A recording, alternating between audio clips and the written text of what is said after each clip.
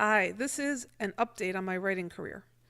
So, brief recap for the last decade, I've written a whole bunch of novels, six total that are complete.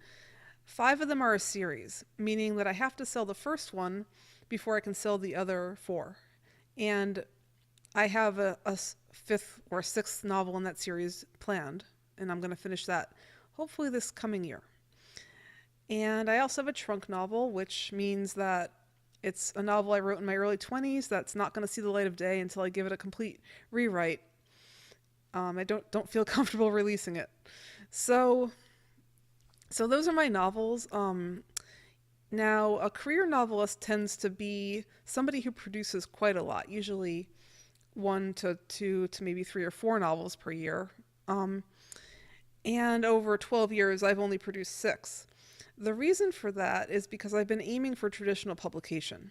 So I've been kind of holding myself back, and instead of writing all the novels I want to write, I have been rewriting, revising, writing query letters, researching agents and editors, researching the publishing industry, agonizing and agonizing, um, and basically, working on short stories and trying to get professional publications for my short stories and articles to build up credibility as a writer. I've been networking. I went to the Odyssey Writing Workshop, which I highly recommend for anyone who's interested in fiction, especially genre fiction. And so, in general, though, instead of shoving all my efforts into what I most love to do, which is writing, I have been struggling to get noticed by the traditional industry for the last 12 years. And during the last few months, I decided to kind of switch tactics. Um, I'm no longer happy with the constant editing and trying to please editors and agents. I have an idea that the traditional publishing industry right now has consolidated into some big five conglomerates, and they are risk averse, meaning they are looking for the next Hunger Games or the next Harry Potter or something along those lines.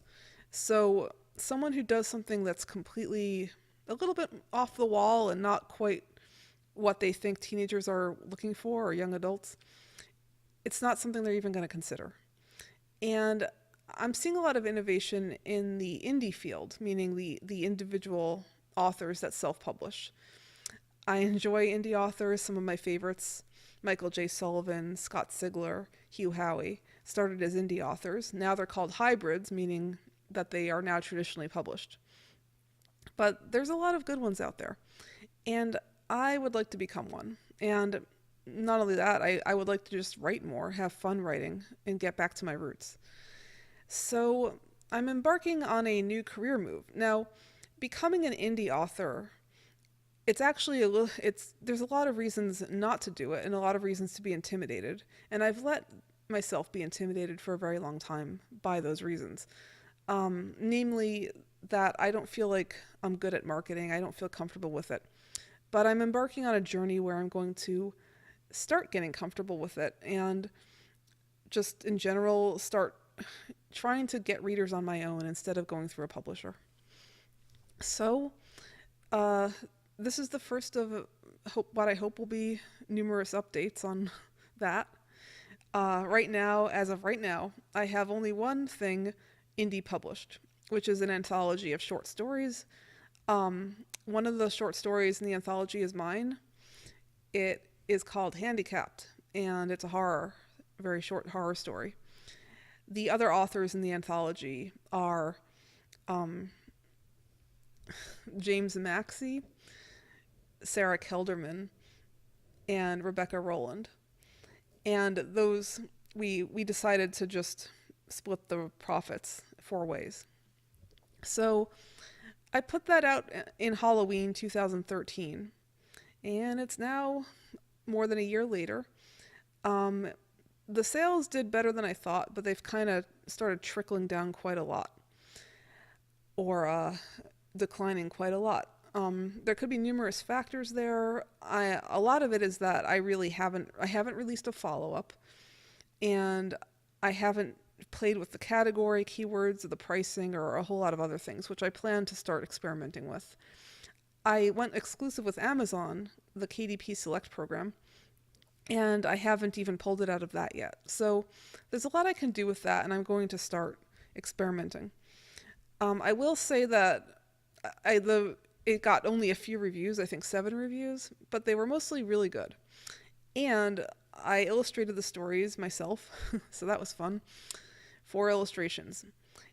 And I got a really great cover artist, a guy from Argentina named Renzo Podesta.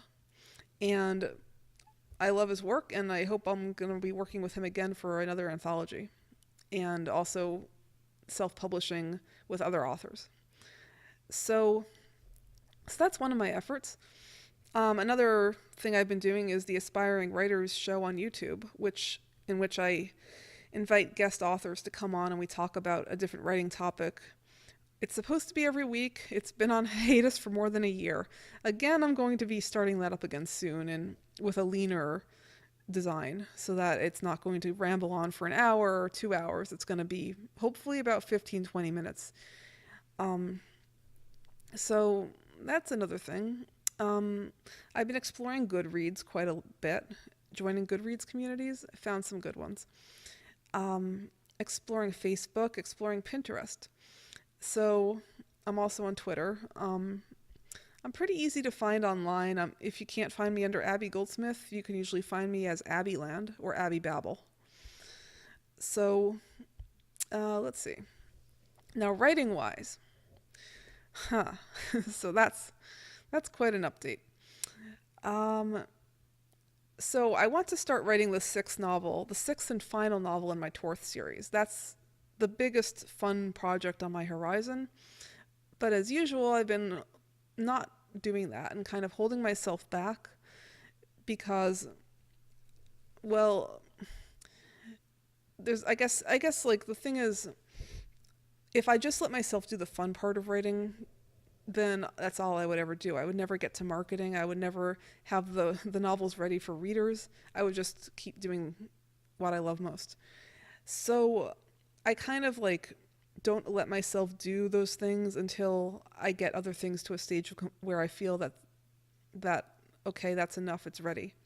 So I kind of internally told myself, I've got to have the first 5 novels in the series edited and ready to go before I start on book 6. Or at least the first 2 books in the series in a sort of final draft stage.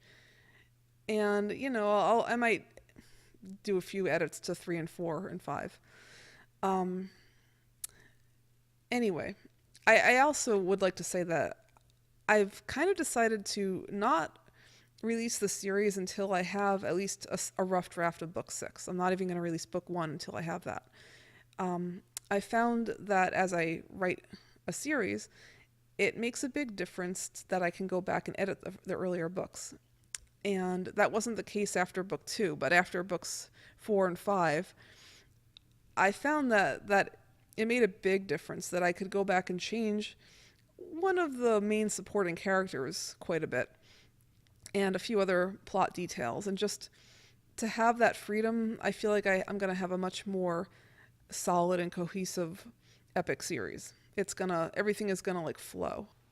So moving forward, I need to do some big edits on books 1 and 2. Book 2 is a very deep edit. I'm kind of restructuring it quite a bit. Book 1, I've had agonies over the beginning of book 1 for 12 years. I mean, it's just been an ongoing issue. I want to have that finalized in a way that I can just write it off. Now you might say, hey, I must be crazy for having rewritten it for 12 years. And I sometimes wonder that about myself. But the reason I did that, honestly, was to please editors and agents and what I thought editors and agents were looking for. And now that I've switched gears and I'm switching my entire approach towards indie and self-publishing, that's no longer a concern. I'm just aiming to please readers 100%. So all the hang-ups I had about the beginning, I'm letting go of. I'm just going to do what I think is best for the story, myself, and what I think readers will enjoy. So I think that will allow me to finalize it in a way that I never was able to before. and finally move on, and it's going to feel wonderful. Now, before I do that, I've been sort of taking a mental refresher, a real break. So I'm working on a few short stories. I have a couple of short stories that I want to edit to a state of completion. They've also been sort of languishing on my hard drive. I believe that these will be pro sales, or at least that's my hope. So, so there's those two, and then I have two more that I also have high hopes for that I'm writing in the process of. One is a horror story, and one is going to be based in my series universe. It's the backstory of a supporting character. So those two, I both started writing both of those short stories I was inspired by anthology calls, which I may or may not get into. But anyway, so that's fun. I mean, although short stories are not my strength and not something that I enjoy a whole lot in the way I enjoy writing novels, they're still fun. They're still like a nice sort of quick mental break for me. And of course, starting this vlog and all sorts of other side projects I have going on. So I have enough to keep my brain away from my big epic series it's been a couple months now, and it's probably going to be a couple more months before I return and dive into the book 1 edits. However, that doesn't mean that I'm not paying attention to that upcoming future author career that I want. I'm going to be attending the Superstars Writing Seminar in February, that's in Colorado Springs, to learn about the business side of publishing. I've heard great things about the seminar, so I'm interested. And I'm learning a ton about marketing and self-publishing. And I'm also going to be mocking up some covers for my epic series and starting a website, making a website for the series. And there's all sorts of groundwork that I need to do before I can even think about launching book 1 for myself. I do realize that a number of indie authors, they're all about saying, hey, just do it, throw it out there. If you have it already, just throw it out there. It doesn't matter if it's not perfect, if your cover is kind of iffy, and so on and so forth. I want my series to have the best launch it can have. It seems that, having done some research in this, it looks like that new novels can kind of get steamrolled underneath a deluge if they don't have a number of sales and reviews right away. And so I think that having a really great blurb, really great cover art, something lined up for the whole series, a launch plan, is going to be worth the effort. So anyway, so I do have plenty of things to keep me occupied, and editing book 1, I anticipate the beginning of book 1 again, I anticipate that to take a few months. But it's going to be a final draft, and I'm going to feel so relieved. The edits to book 2, those structural edits I was talking about, they're not going to take me that long, probably another few months. I have very small edits to make to books 3 and 4. I have some sort of big ones to make to book 5, which will take about a month probably, or 2 months.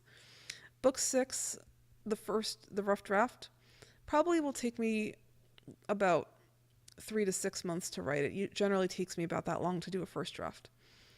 But it's going to feel great to have that series finished, and I have so many other novels that I'm looking forward to writing after that.